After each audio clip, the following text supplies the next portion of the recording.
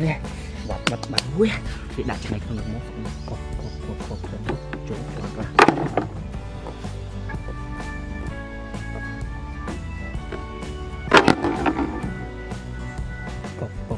cột chỗ em ui mà bỏ đây lực hoa ui đang quay hai thò đuôi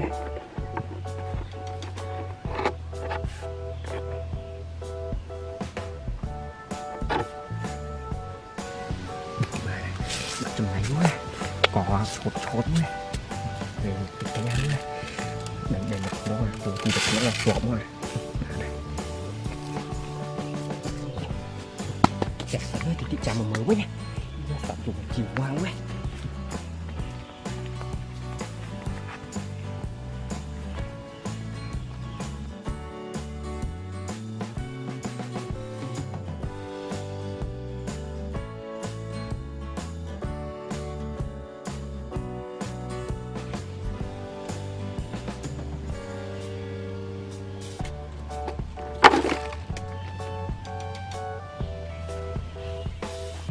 ơi đặt cho mình tục đại ha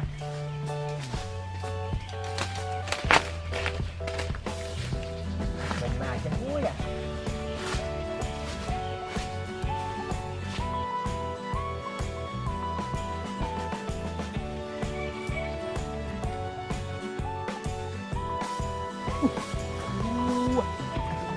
tẹo quá đó ui cho bà xê chứ xê kiểu mưa nó à chúng mày hà mà khai mà chúng mày bà nữa nè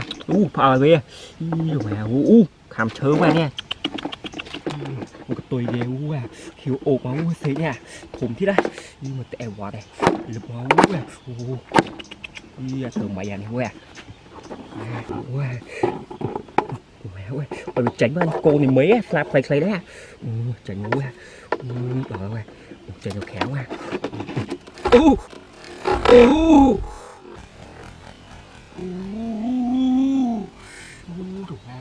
tụi đòn nó vui mấy lượn bọc kì men quá và bớt trần tóc lôi máu quá